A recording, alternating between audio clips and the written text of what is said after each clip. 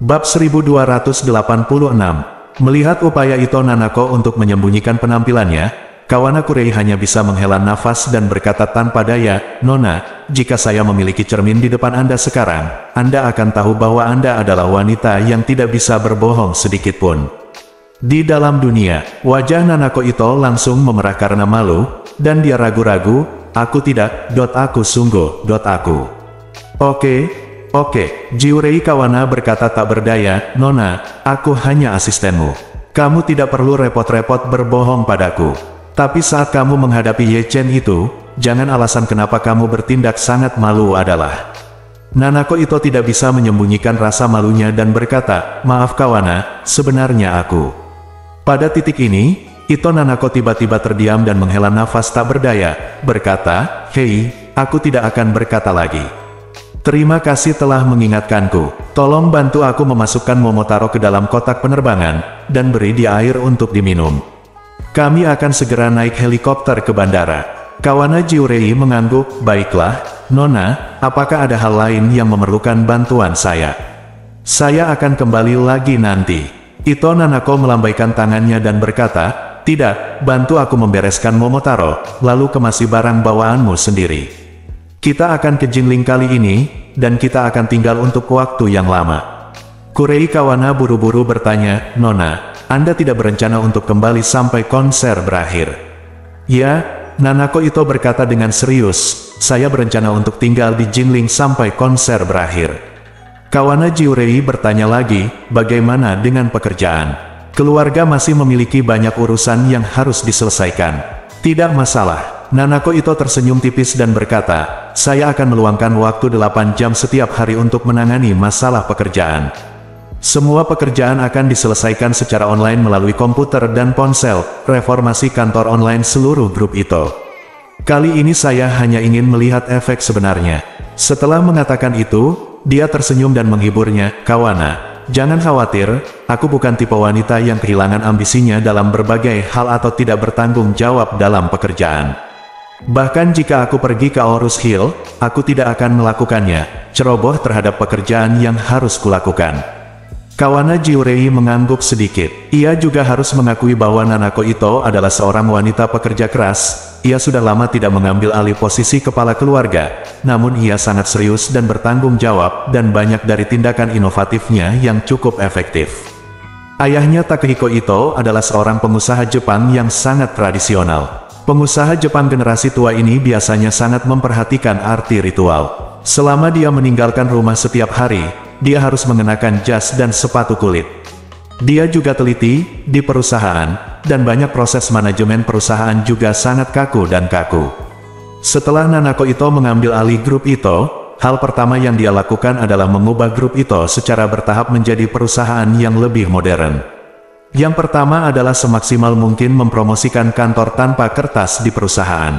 Tanpa kertas hanyalah salah satu aspek, namun tujuan yang lebih besar adalah menjadikan sebagian besar pekerjaan, dokumen, dan file online. Dengan cara ini, tidak hanya cepat dan rahasia, tetapi juga sangat aman, sehingga lebih mudah untuk diakses dan dilihat. Pada awalnya banyak pegawai lama yang masih belum bisa menerimanya, masih mengikuti cara kerja generasi tua, dan segala sesuatunya harus dilakukan dengan tertib dan bertahap. Namun, didorong oleh Nanako Ito, semua orang tidak hanya menerima cara kerja baru, tetapi juga benar-benar merasakan bahwa efisiensi kerja secara keseluruhan telah meningkat pesat.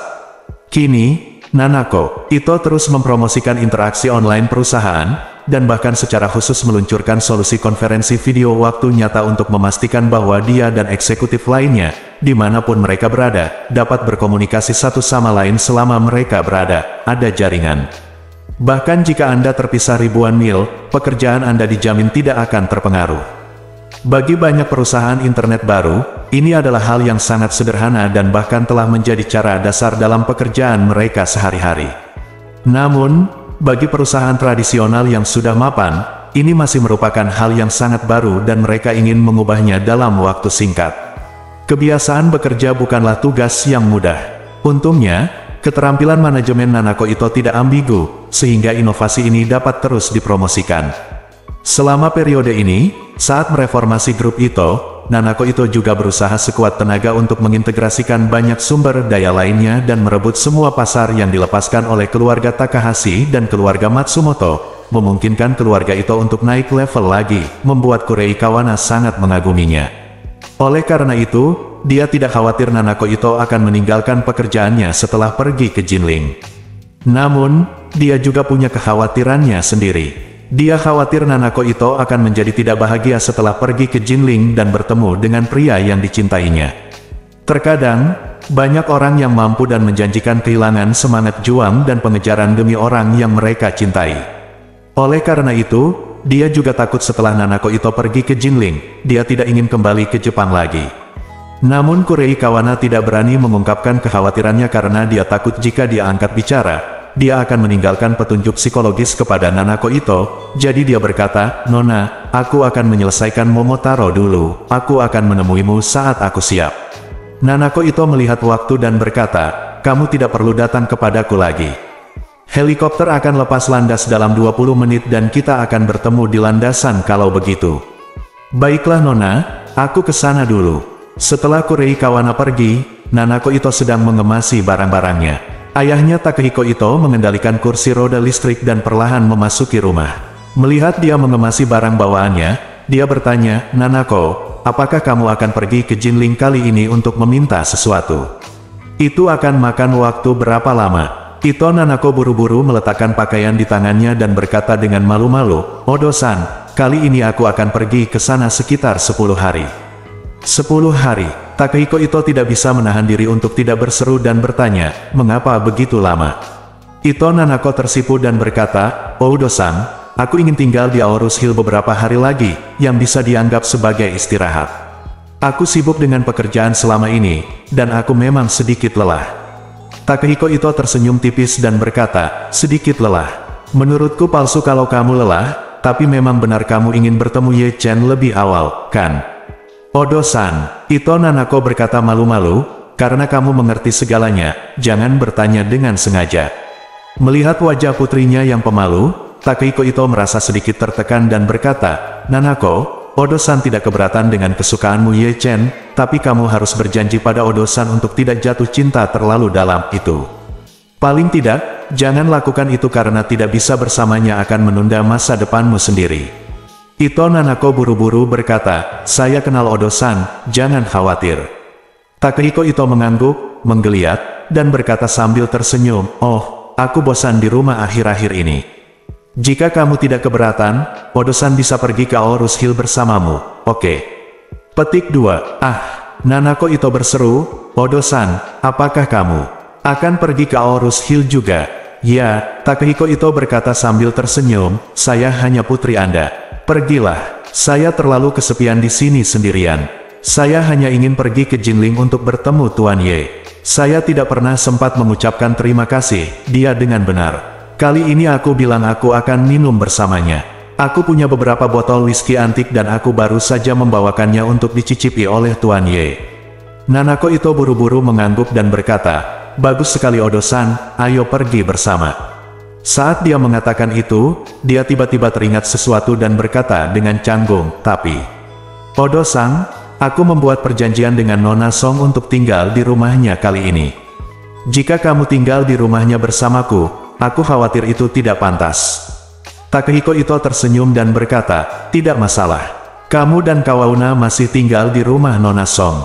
Tanaka dan aku akan tinggal di hotel bersama. Pantas saja bibimu ikut bersamamu." Ito Nanako buru-buru bertanya, "Tanaka-san juga ada di sini?" "Ya," Takehiko Ito menghela nafas dan berkata, "Tanaka sedikit tertekan sejak diamputasi. Lagi pula, dia masih muda dan tidak bisa menerima pukulan serius seperti itu, jadi aku berencana untuk membiarkan dia pergi bersamaku. Dia juga punya pernah ke Jinling, dan kali ini aku akan membawanya ke sana untuk mengunjungi kembali tempat lama untuk melihat apakah aku bisa menghiburnya lagi." Nanako Ito tak bisa menahan perasaan haru. Hubungan ayahnya dengan Tanaka Koichi sang tuan dan pelayan memang sangat dalam, mereka selalu saling mendukung dan tidak pernah meninggalkan satu sama lain, sungguh mengharukan. Jadi dia buru-buru berkata, "Kalau begitu, tolong minta Odo-san dan Tanaka-san untuk bersiap secepatnya." Bab 1287. Karena Takehiko Ito ingin mengantar bawahan setianya Tanaka Koichi dan adiknya Emi Ito ke Jinling, Nanako Ito buru-buru menunda waktu keberangkatan pesawat dan membatalkan rencananya untuk naik helikopter ke bandara. Bagi Takehiko Ito dan Koichi Tanaka, keduanya diamputasi ganda, pengalaman naik helikopter tidak bersahabat dan nyaman. Maka Nanako Ito mengatur ulang armada kendaraan, termasuk asisten dan pembantu yang harus pergi ke Jinling bersama-sama. Lebih dari 10 orang mengambil Abas ke bandara Narita Tokyo. Demi menjaga ayahnya, Nanako Ito dan Takehiko Ito naik kendaraan niaga bersama. Saat kendaraan melaju dalam perjalanan menuju bandara, Nanako Ito sudah diliputi kegembiraan.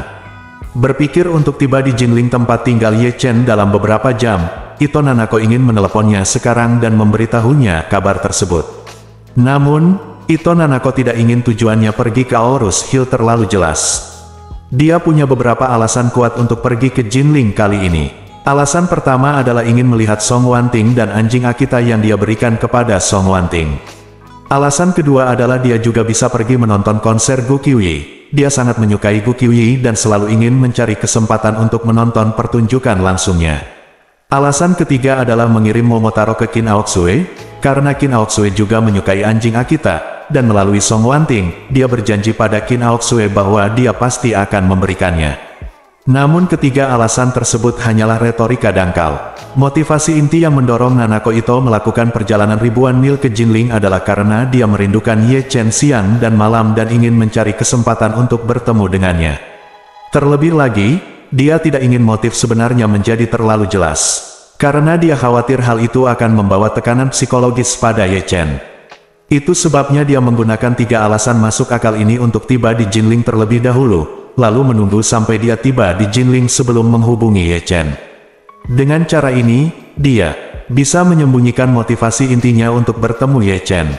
Saat ini, Emi Ito yang duduk di kursi penumpang berkata kepada Takehiko Ito, "Oni-chan, saya sudah memesan hotel di Jinling. Kali ini saya menginap di Buckingham Palace Hotel di Jinling. Saya sudah memesan kamar Presidential Suite, dan beberapa kamar mewah di sebelahnya." Takehiko Ito mengangguk sedikit dan berkata, "Emi, kamu bisa memutuskan sendiri semua ini. Kamu tidak perlu melapor padaku." Emi buru-buru berkata, "Oke Oni-chan, aku mengerti." Saat sedang berbincang, Ito Nanako tiba-tiba menerima telepon dari Kawana Kurei yang sedang duduk di dalam mobil Mercedes-Benz di depannya. Nanako Ito menjawab telepon dan bertanya, "Kawana, ada apa?" Jiurei Kawana buru-buru berkata, "Wanita tertua, Su Soudao dari keluarga Su di Yanjing, Tiongkok, baru saja menelepon saya. Dia mengatakan di telepon bahwa dia berharap dapat mendiskusikan kerangka kerja sama dengan kami." Keluarga Su. Nanako Ito mengerutkan kening dan berkata tanpa berpikir, "Bukankah kita sudah berhenti bekerja sama dengan perusahaan luar negeri untuk sementara waktu? Kamu bisa menolaknya saja." Kurei Kawana menjelaskan, "Nona, kerjasama keluarga Su kali ini sangat berbeda dengan masa lalu. Kondisi keseluruhan sangat bersahabat dengan Ito Group kami. Sangat ramah." Nanako Ito bertanya dengan rasa ingin tahu, seberapa ramah sebenarnya. Kawana Jiurei memperkenalkan secara rinci, "Nona, keluarga Su telah dicabut izin pelayarannya karena menyebabkan bencana besar di Tiongkok. Sekarang kapal pengangkut mereka dalam jumlah besar hanya dapat berlabuh di pelabuhan Tiongkok dan tidak dapat menghasilkan keuntungan. Keluarga Su apa artinya mereka akan mendirikan usaha patungan dengan kita, lalu meletakkan semua kapal di bawah nama usaha patungan itu. Kita tidak perlu membayar apapun. Kita hanya perlu memberikan kualifikasi di Jepang, dan mereka akan mengoperasikan sisanya sendiri. Mereka bisa memberi kita 20% keuntungan." Ito Nanako mau tidak mau berkata dengan heran, langsung membagi 20% keuntungan, apakah keluarga Su begitu murah hati? Kawana Jiurei berkata, "Su Soudao memang mengatakan itu.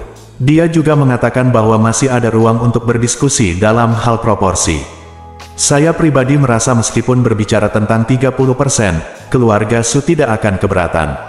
Ito Nanako terdiam beberapa saat lalu berkata, "Kawana, jangan balas dia soal ini dulu. Aku selalu merasa keluarga Su memang kurang memiliki batasan moral dasar dalam melakukan sesuatu. Kecuali benar-benar diperlukan, lebih baik untuk tidak bekerja sama dengan keluarga seperti ini." "Oke," Kurei Kawana langsung menjawab tanpa banyak bujukan, "kalau begitu aku tinggalkan dia sendiri dulu."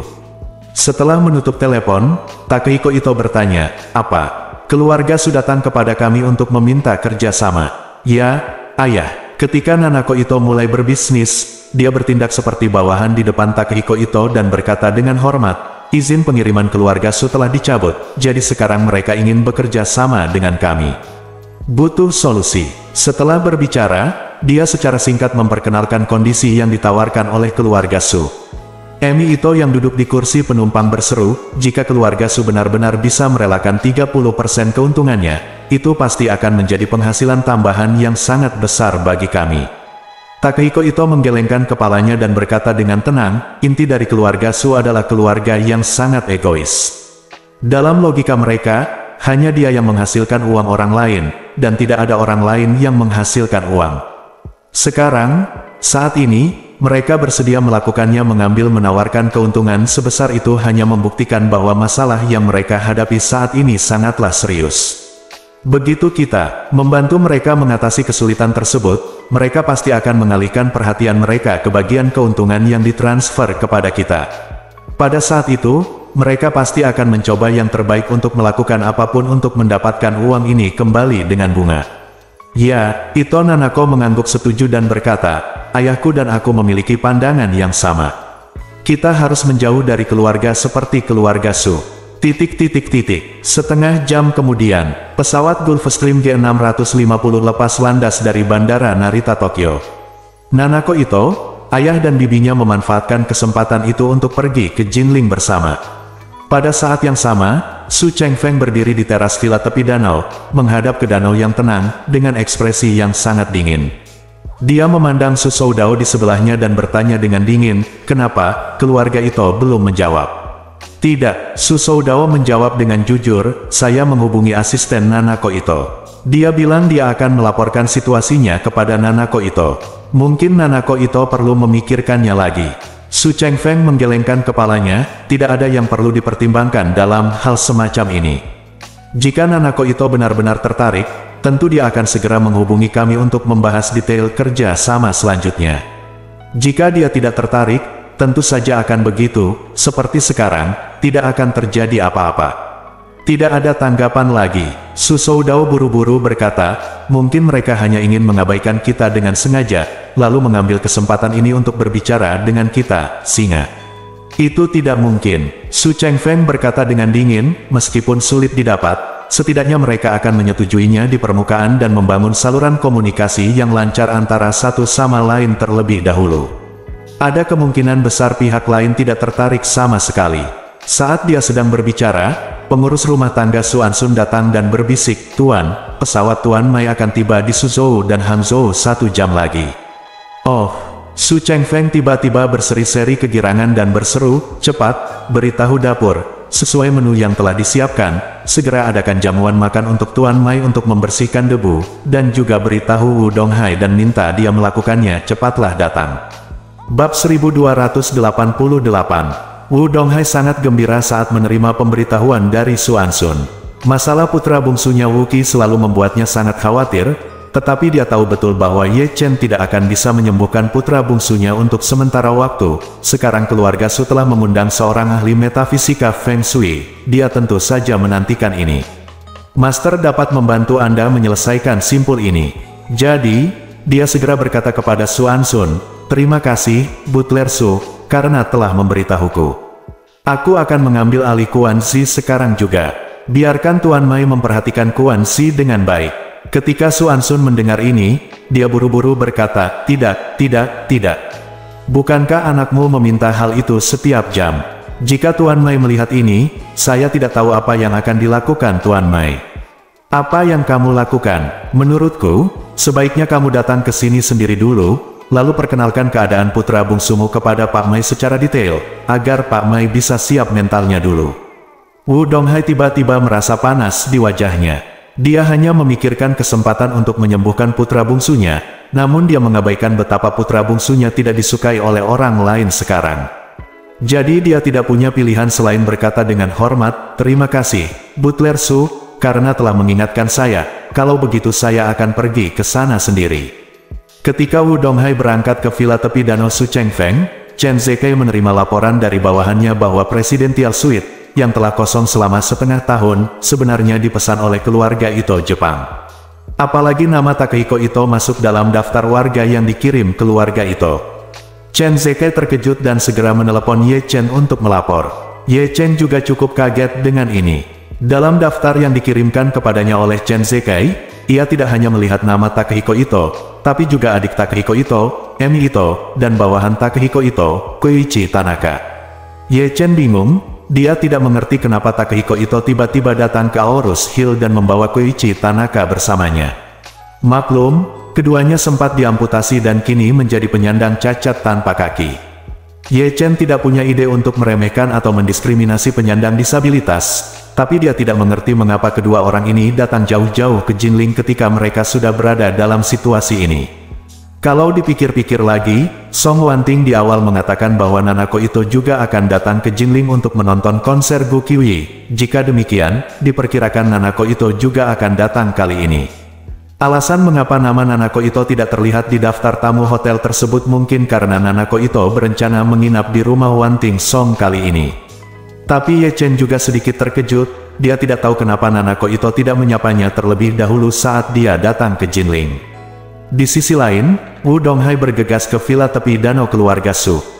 Ketika dia tiba, dia tidak melihat Su Chengfeng dan Su Soudao, yang menerimanya adalah pengurus rumah tangga Su Ansun. Su Ansun mengaturnya ke ruang tunggu dan memperingatkannya, Tuan Mai tidak akan datang untuk sementara waktu.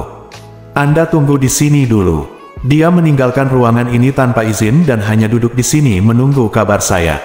Saya mengerti. Wu Donghai sedikit tidak senang dengan sikap Su Ansun yang merendahkan dan suka memerintah. Bagaimanapun, Su Ansun bukan dari keluarga Su, dia hanyalah anjing Tuan Su. Apalagi ada rumor di dunia bahwa nama belakang pria ini bukanlah Su, melainkan nama aslinya adalah Dong Ansun. Setelah lama tinggal di keluarga Su, dia menjilat wajahnya dan mendatangi Tuan Su, memintanya untuk memberikan dia nama keluarga Su. Selama berabad-abad, hanya kaisar pada masa itu yang akan memberikan nama keluarga kepada menteri dan jenderalnya. Saya belum pernah mendengar ada keluarga kaya yang memberikan nama keluarga kepada pelayannya, apalagi pelayan yang memohon kepada majikannya untuk memberi mereka nama keluarga. Ini adalah nama keluarga Su Ansun, pengalaman pertama, jadi dia juga dibenci oleh orang luar. Tapi Su Ansun tidak peduli. Yang sebenarnya ingin dia lakukan adalah menjadi orang kepercayaan Tuan Su dan mendapatkan kepercayaan mutlak Tuan Su. Selama dia bisa memiliki masa depan cerah, tidak peduli siapa nama belakangnya. Meskipun Wu Donghai memandang rendah Su Ansun di dalam hatinya, dia tidak berani menunjukkan ketidakpuasan apapun di depan Su Ansun, jadi dia hanya bisa berkata dengan hormat, "Pelayan, tolong jangan khawatir, saya akan menunggu di sini dengan jujur." Su Ansun mengangguk puas dan mengucapkan 3 kata, "Tunggu saja." Setelah mengatakan itu, dia berbalik dan meninggalkan ruang tunggu. Wu Donghai duduk di sofa dengan marah, kesal dan bergumam pada dirinya sendiri, "Sialan, kamu hanya seekor anjing. Beraninya kamu berpura-pura seperti ini padaku. Kamu banyak bicara dan bahkan tidak menuangkan segelas pun untukku air, bajingan." Setengah jam kemudian, konvoi beberapa Rolls-Royce melaju ke gerbang villa tepi danau. Su Chengfeng, Su Soudao dan Su Ansun semuanya menunggu di depan pintu begitu iring-iringan mobil berhenti. Su Soudao secara pribadi melangkah maju dan membuka pintu belakang Rolls-Royce kedua. Duduk di dalam pintu mobil adalah seorang lelaki tua berambut perak mengenakan setelan tang bersulam hitam. Saat itu, dia terlihat seperti berusia di atas 80 tahun, tetapi dia sangat kuat dan kuat serta tidak terlihat pikun sama sekali. Su Soudao, yang berusia 20 tahun, memandang lelaki tua di depannya dan berkata dengan hormat, "Halo, Kakek Mai. Aku sudah bertahun-tahun tidak bertemu denganmu." Orang tua itu tersenyum tipis, memutar-mutar janggutnya, dan berkata dengan riang, "Apakah kamu mematuhi hukum? Terakhir kali aku melihatmu, kamu masih muda, dan usiamu sudah lebih dari 40 tahun, bukan?" Su Soudao berkata dengan hormat, "Kakek Mai, sekarang aku tahu takdirku. Tidak sepertimu, aku masih terlihat begitu energi di usia tuaku." Orang tua itu tersenyum dan berkata, "Saya bahkan tidak bisa berbicara tentang menjadi energi. Loes telah mencapai dahi saya, dan telah melewati Tianling Gair." Su Chengfeng buru-buru berkata, "Sudao, tolong segera keluarkan Kakek Mai dari sini." Jangan biarkan kakek Mai duduk lama di dalam mobil. Itu tidak baik untuk kesehatanmu. Saat itulah Su Soudao sadar, buru-buru mengulurkan tangannya dan berkata, "Kakek Mai, tolong." Orang tua ini adalah Mai Chengxing, generasi ke-31 keturunan keluarga Mai. Mak Cheng Hsing sangat terkenal di komunitas Tionghoa Amerika, meskipun ia tidak sebaik Lai Qinghua, ia jelas merupakan salah satu dari sedikit ahli Feng Shui Tionghoa Amerika di Amerika Serikat. Karena Lai Qinghua relatif tidak menonjolkan diri dalam beberapa tahun terakhir dan telah berada di Tiongkok selama beberapa tahun, dia hanya memberi Mai Chengxing kesempatan untuk bangkit. Mai Chengxing yang berusia 93 tahun tidak pernah pensiun dan masih aktif di bidang Feng Shui. Ia sering berkeliling membaca Feng Shui dan meramal beberapa orang kaya raya. Karena kekuatannya memang luar biasa, ia memiliki reputasi mastermind. Kali ini, keluarga Su menghabiskan $10.000 AS untuk mengundangnya keluar, dan mereka juga membayar penerbangan sewaannya ke dan dari Jinling, serta semua biaya lainnya untuk makanan, pakaian, perumahan, dan transportasi, jadi mereka mengundangnya, datang dari Amerika Serikat. Pada saat ini, Mai Chengxing mengulurkan tangannya dan dengan lembut menyentuh lengan Su Soudao, dan dia keluar dari mobil dengan gesit. Su Chengfeng buru-buru melangkah maju, membungkuk dan berkata, "Paman Mai, sangat sulit bagimu untuk melakukan perjalanan sejauh ini. Benar-benar hebat, maafkan aku." Mai Chengxing tersenyum dan berkata, "Chengfeng, ayahmu dan aku adalah saudara yang baik. Jika ada yang harus kamu lakukan, bagaimana mungkin aku tidak datang membantumu?" Saat dia sedang berbicara, pintu penumpang dibuka, dan seorang pemuda berusia 20-an atau 80-an melangkah keluar, berjalan ke sisi lelaki tua itu, dan berkata dengan hormat, "Kakek." Mai Chengxing mengulurkan tangannya untuk membawanya ke sisinya dan berkata sambil tersenyum, "Chengfeng, Soudao, izinkan saya memperkenalkan kepada Anda. Ini adalah cicit tertua saya, Mike." "Mike?" Su Soudao bertanya tanpa sadar, apakah itu nama Inggris atau nama Cina. Pemuda itu tersenyum dan berkata, "Paman Su, Mike adalah nama Cina saya, tetapi nama Inggris saya juga Mike, dan transliterasinya juga merupakan dua karakter Cina ini." Mak Chengxing berkata sambil tersenyum, "Anak muda lebih sadar mode." Saat ayah Mike menamainya, dia sengaja memilih nama yang memadukan gaya Cina dan Barat. Su Chengfeng buru-buru berkata, "Nama ini sangat menarik, dan kebetulan bernama Mai." Nama ini membuat permainan kata-kata dan membunuh dua burung dengan satu batu. Sungguh menakjubkan. Mai Chengxing melambaikan tangannya, "Chengfeng, tolong berhenti membual tentang ayahnya di sini. Nama Mike hanya main-main, tidak brilian sama sekali." Su Chengfeng tersenyum canggung dan berkata, "Paman Mai, saya tidak berpendidikan seperti Anda. Menurut saya, nama ini sangat bagus." Mai Chengxing menepuk pundaknya dan berkata sambil tersenyum, "Oke, mari kita duduk dan membicarakan urusan keluarga Sumu." Bab 1289. Su Chengfeng dengan hormat mengundang Mai Chengxing untuk duduk di sofa. Setelah duduk, dia menghela nafas panjang dan berkata dengan sedih, "Hei, Paman Mai, kamu harus membantuku kali ini." Mai Chengxing mengangguk dan berkata dengan serius, "Sekarang saya di sini, secara alami saya akan melakukan yang terbaik, jadi Anda harus memberitahu saya semuanya dengan tepat." Su Chengfeng menjawab dan menghela nafas, "Pada akhirnya, ini semua salahku karena bodoh dan membuat keputusan yang tidak rasional."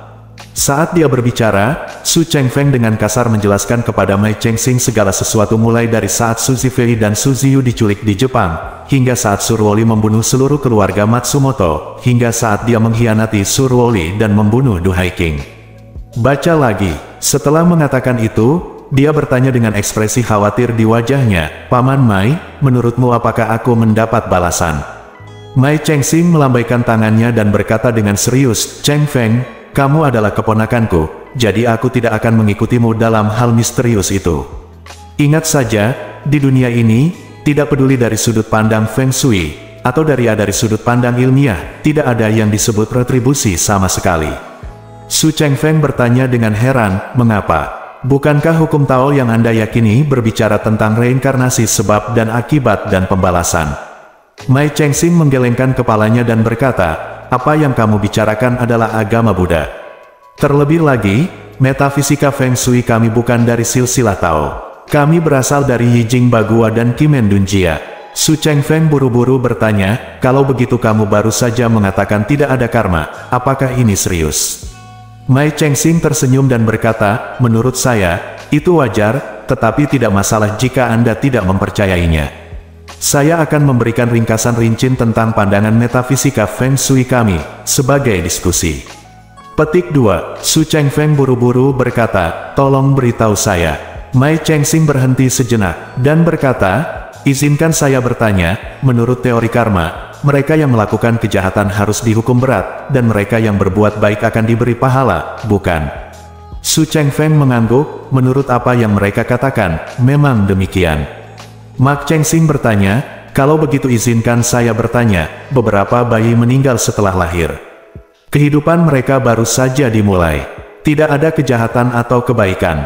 Mengapa mereka tidak memiliki kesempatan untuk tumbuh dengan sehat? Su Chengfeng tampak malu, aku tidak bisa mengatakannya. Mai Chengxing mengangguk dan bertanya, kalau begitu izinkan saya bertanya lagi, mengapa beberapa orang melakukan perbuatan baik dan mengumpulkan kebajikan sepanjang hidup mereka, tetapi bernasib buruk? Saat dia berbicara, Mai Chengxing menghela nafas sedih dan berkata perlahan, ketika saya masih muda, ada perang di dataran tengah. Ayah saya memindahkan keluarganya ke Yanjing dari dataran tengah untuk menghindari perang.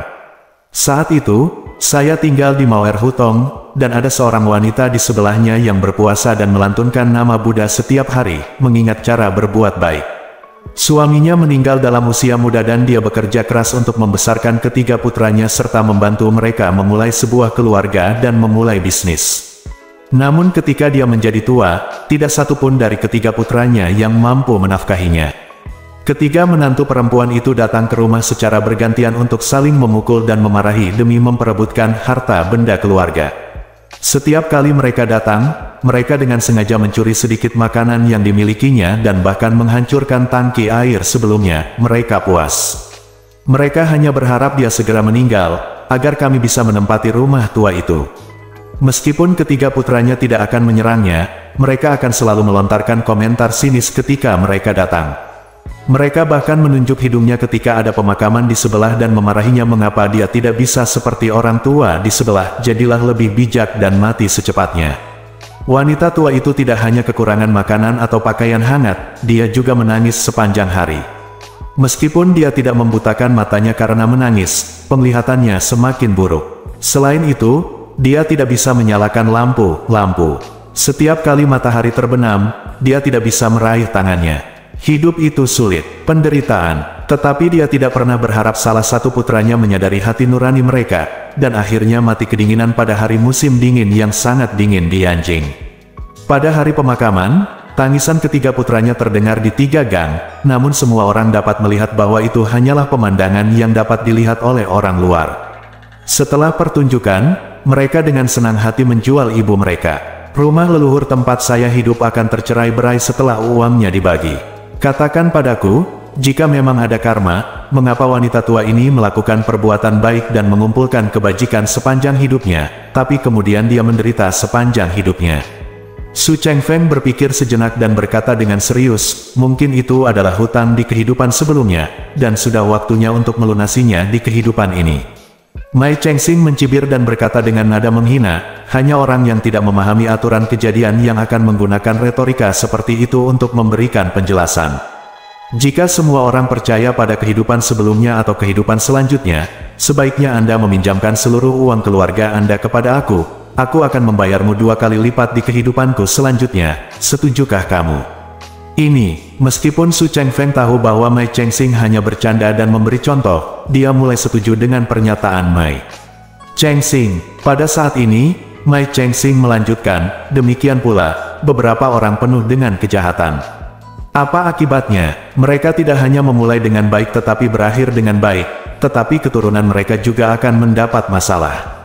Sama seperti wanita tua yang baru saja saya sebutkan. Setelah dia meninggal secara tragis, ketiga putranya memiliki nasib baik. Yang satu menjadi makmur dalam bisnis, yang satu bergabung dengan panglima perang dan menjadi terkenal, dan yang lainnya pergi ke Nanyang untuk bekerja keras. Keturunan mereka adalah masih di sini sampai sekarang. Dia juga seorang pengusaha terkenal.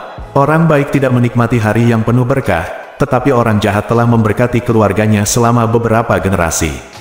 Tidakkah menurut Anda karma ini bekerja dalam arah yang berlawanan? Su Chengfeng terdiam sesaat. Su Soudao di samping tidak bisa menahan diri untuk tidak bertanya, "Kakek Mai, jika seperti yang Anda katakan, karma tidak ada sama sekali, lalu mengapa keluarga ini memiliki dua ekstrim ini?"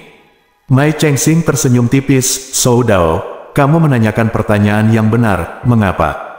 Jika kamu tidak memahami aturannya, kamu hanya akan mengangkat kepala dan mengutuk. Tuhan tidak membedakan," dan menambahkan, "Orang baik tidak panjang umur, kerugian akan berlangsung selama ribuan tahun, tetapi pernahkah Anda memikirkannya? Jika ada reinkarnasi sebab dan akibat, kalimat ini tidak mungkin dibuat, karena reinkarnasi sebab dan akibat tidak akan mencegah kebaikan orang dari umur panjang, juga tidak akan membiarkan bencana berlangsung selama ribuan tahun."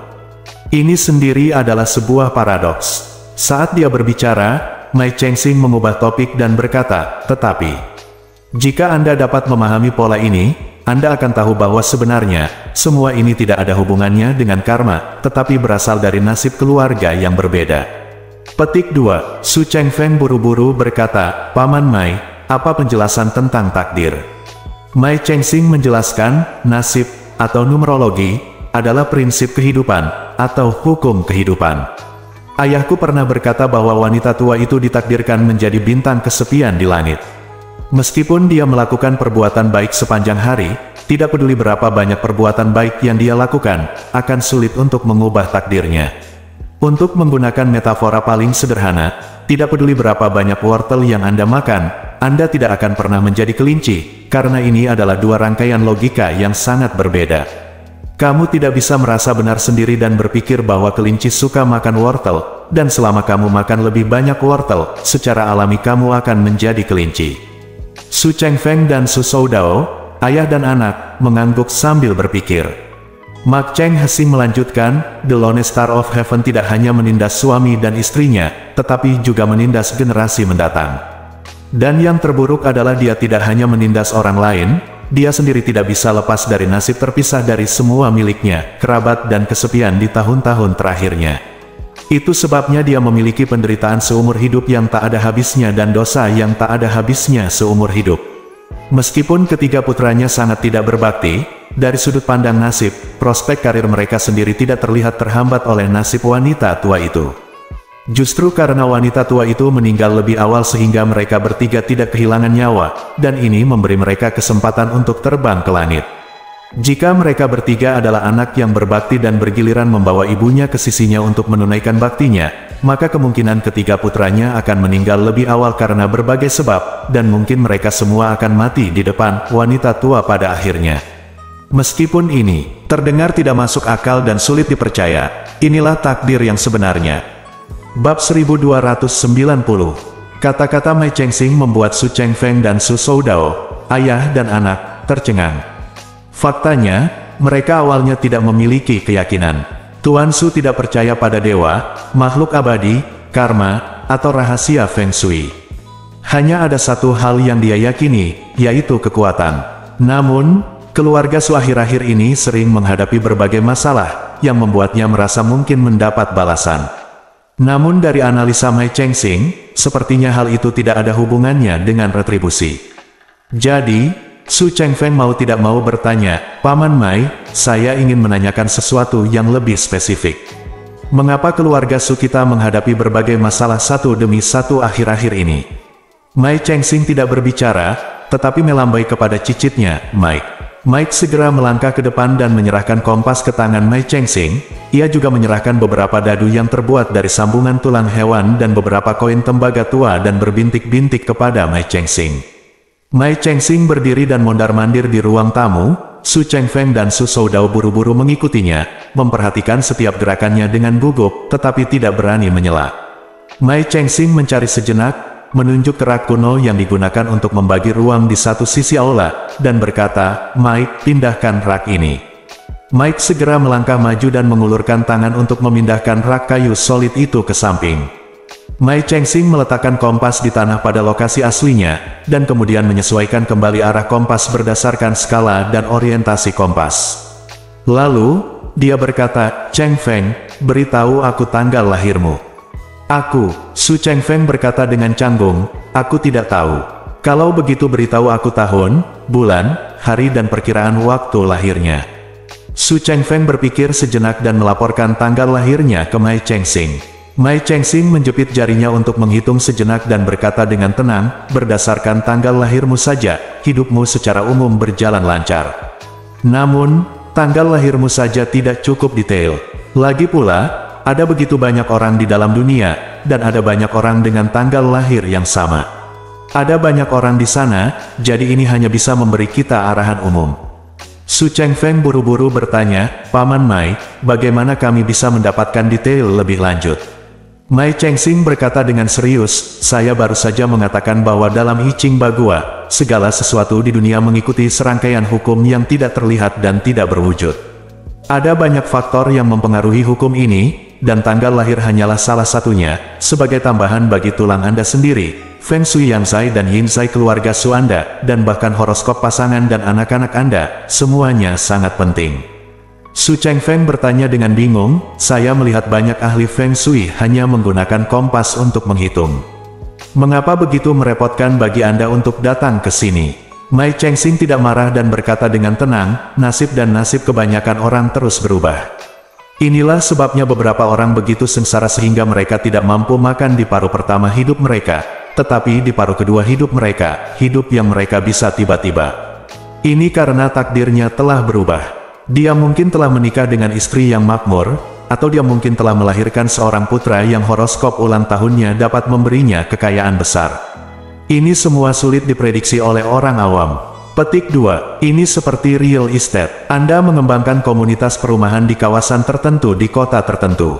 Harga pasar bangunan ini rata-rata. Namun, jika suatu saat kereta bawah tanah dibuka, harganya bisa naik hingga 60.000, dan tiba-tiba suatu hari, sebuah sekolah terkenal membuka kampus di dekatnya, dan harganya bisa naik hingga 70.000, jika kebijakan besar yang menguntungkan dipenuhi, harga rumah bahkan bisa menembus 100.000 atau lebih. Jika diterapkan pada orang, maka kereta bawah tanah mungkin istri yang baik dan sekolah terkenal mungkin berhubungan dengan anak yang baik. Itu adalah arah yang baik. Su Chengfeng buru-buru bertanya, bagaimana dengan arah yang buruk? Mak Cheng Hsing berkata, ada lebih banyak kemungkinan ke arah yang buruk. Dengan mengambil contoh real estate, Anda mungkin juga mengulangi kesalahan yang disebut kota hantu.